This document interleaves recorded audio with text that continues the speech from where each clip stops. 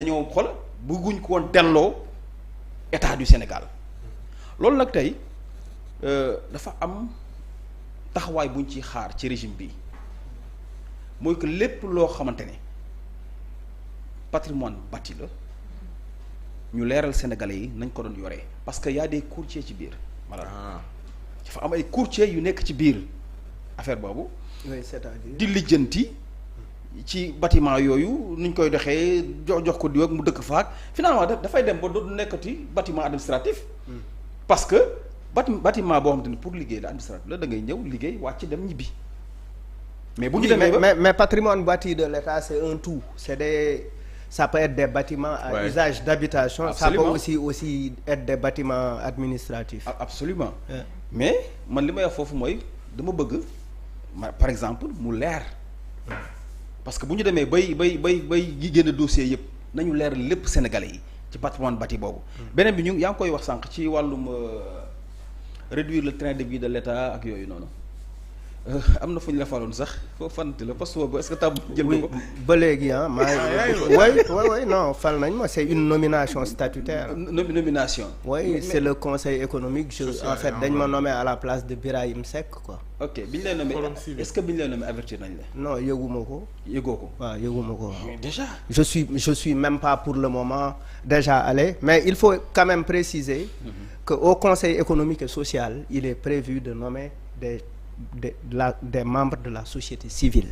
C'est une nomination statutaire.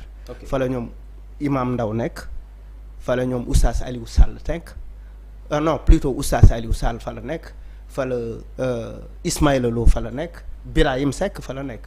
Ce qui veut dire que il ne faut pas mettre dans la tête des gens que quand quelqu'un est nommé au conseil économique et social on le nomme pour le corrompre parce que Birahim Seck c'est en état un conseil économique et social qu'il a écrit Prodac un festin xawma etc. Donc ça n'empêche jamais les gens, ça ne lie pas les gens. Donc moi personnellement je n'ai pas apprécié le fait que je n'ai pas été informé de la nomination et que j'ai été nommé à presque 4 jours du départ de Macky Sall. L'institution reste là. Je ne suis pas encore bon. Mais c'est ce qui est inadmissible Malal. Oui, je suis d'accord. mënuñu dem ba président de la République war a jóge ci bopp réewum Sénégal mu dese ko ay ñeenti fan mu ne day nommer nit conseil économique et environnemental mais amul benn sens et puis gis nga fa Sénégal faa ñu waxante dëgg institutions yooyu c'est des institutions budgétivores te liñ koy utiliser souvent passal mooy caser la clientèle politique loolu la te loolu dañu bëgg tey pour réduire le train de vie de l'État que ça soit conseil économique environnemental conseil CSS yooyu yëpp état da ko war a jëlee ko fi parce que aussi amul benn sens y a des questions yi ñu bëgg régler yëpp assemblée nationale mën na ko régler kon je pense tey bu ñu bëggee réduire le train de vie de l'État déjà ci cadre ministres yi dañu war a xool le nombre de ministres gis naa ñu def jonction des ministères te loolu am na solo boole ñaari ministères ñu mën ci liggéey. Pas parfaitement boole ay ministères ce n'est pas parfaitement partout bien. Ah oui, lu tax nga oui, loolu. le ministère de la culture c'est un ministère super important. On ne peut pas aujourd'hui à l'orée des industries culturelles et créatives rattacher le ministère de la culture et du sport. Et pour ce que le Sénégal représente d'un point de vue culturel par rapport à Senghor, par rapport à tout ce qu'il y a comme patrimoine culturel, pour man oui il y a pour man rationaliser boole yenn yi c'est super bien mais pas tout. Pourquoi nga bëgg culture ñu détaché non parce que la culture parce que dañu toll ci jamono boo xamante ne dañu nekk ci politique d'emploi des jeunes. loo xam ne am na loo xamante ne état mën na ko mais am na loo xamante ne état mënu ko te ci wàllu auto-emploi li culture di générer aujourd'hui aux États-Unis li fa culture di dugal ci xaalis leneen dugalu ko fa donc il est important ñu xam ni que nous avons énormément de jeunes qui n'ont pas pu réussir à l'école qui n'ont pas yoo xamante ne finalement c'est à partir d'un ordinateur qu'ils gagnent leur vie en composant une petite musique etc. Ou bien en faisant du graphisme ou bien en faisant tel pour man jonction boobu ça veut pas dire que duñu jël aussi en en compte compte, ministère de la voilà, culture. voilà. Oui, Faut pas parce que loolu aussi. Oui. mais voilà, c'est on peut pas tout le temps oui tey mais c'est réduire Non. c'est réduire xam nga c'est pas réduire la culture non xam nga à bas niveau. non mais waxuma loolu. jonction des ministères boobu ça veut pas dire que aussi duñu jël en charge les problèmes de la culture. comme ni mu waree. Oui, non, ça, tu peux le dire comme ça en étant de l'extérieur. Moi, je suis de la culture. Je D'accord. travaille dans la culture. Je fais de la musique depuis plus de 25 ans. Ok. Je suis dans des projets culturels. Je comprends li ñuy daj ci culture. Donc, et je connais ce que le secteur là, li secteur bi mën a indil état bi ci wàllu emploi. C'est-à-dire ça peut aider énormément l'état à gérer une partie du manque d'emploi des jeunes. Loolu lu am solo la. Je ne le dis pas parce que je suis un acteur culturel. Xam nga Sénégal dafa nekk dëkk boo xamante ne d'un point de vue culturel dafa stratégique. Et puis aussi dañu am un potentiel dans le domaine boo xoolee aujourd'hui les séries que tu as boo xoolee aujourd'hui même par rapport à notre histoire on peine à archiver notre propre histoire etc.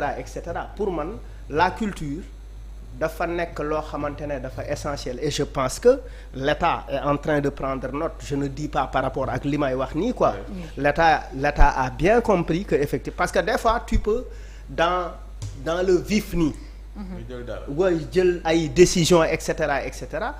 et rien n'empêche à l'État de revenir en arrière sur certaines questions. Oui, donc mais li ngay laal lan la mooy ni nit ñi boole comme ni Mass di wax boole département culture ak sport sport ak culture. Oui, mais dañu parce que boo xoolee ñaar yooyu dafa am lien. Oui. Quand on parle de culture et sport ñaar yooyu dafa am lien. oui, ak non, en voilà. fait tu ne peux parce que on ne peut pas boo jëlee làmb aussi dafa am benn façade culturelle bi mu am. culturel effectivement. ak yeneen yu mu am. léegi tey jii est-ce que Malal boole sport ak culture ah ça veut pas dire que rek ne du ñu régler problème culture parce que. Et est-ce que aussi culture dafa am solo. ndax ça avait régler le problème ci secteur y a aucun ministère qui peut bu ñuy teg mu régler tous les problèmes. amul benn ministère bu ko mën. loolu mënul nekk. D'accord. Sinon du ñu folli état pour fal keneen. C'est parce que effectivement on est parti des manquements d'un pouvoir qui a mal géré d'un point de vue par rapport à ses engagements par rapport au traitement même des citoyens etc. Et les Sénégalais ont sanctionné. Il faut applaudir cela. On a eu un parti qui a pu convaincre les Sénégalais par rapport ak incohérence yi nga xamante ne parti bi fi nekkoon ni mu doon doxale baaxul. Il y a eu un nouveau parti. Absolument. Qui est arrivé au pouvoir avec des propositions. Mais ça n'empêche pas aussi les gens de dire écoute, il y a sur certains aspects il faut faire attention parce que aussi c'est ça notre rôle en réalité. mooy bu ñu boole culture ak jeunesse. Je veux dire en fait la question de jeunesse c'est une question transversale à tous les ministères. C'est une question transversale. Maintenant da nga jël sport def jeunesse après def culture. Tu places la culture en dernier lieu. etc. Pour man la culture du sax pour man. Et puis vous allez voir d'ici quelque temps c'est-à-dire li culture mën a et puis culture au-delà de ça au-delà de lan la mën a lan la mën a créer en termes d'emploi le rôle de la culture pour l'émancipation d'une société. Une société a besoin de culture de manière globale. La culture elle doit être un département à part. dafa war a am un ministère à part parce que avec différentes directions dama ne la tey dañuy juddu ci économie bi nga xamante ne d'un point de vue digital culture bi déjà mu ngi jógee ci culture bi tey y a beaucoup de jeunes par exemple quand tu prends les artistes de la nouvelle génération ils ne connaissent pas le ministère de la culture parce que effectivement c'est des gens qui ont appris à travailler effectivement sans pour autant dépendre parce que effectivement la culture mën nga sukkandiku à partir de la culture pour arriver pour générer énormément d'argent. Maintenant nag pour moi dafa jot ñu gën ko dooleel gën ko jox doole etc. pour effectivement permettre à beaucoup plus de personnes qui sont dans le théâtre qui sont dans la danse qui sont dans la musique etc. D'accord loolu dinañ ñëw voilà xam nga inquiétude Malal mën naa ko comprendre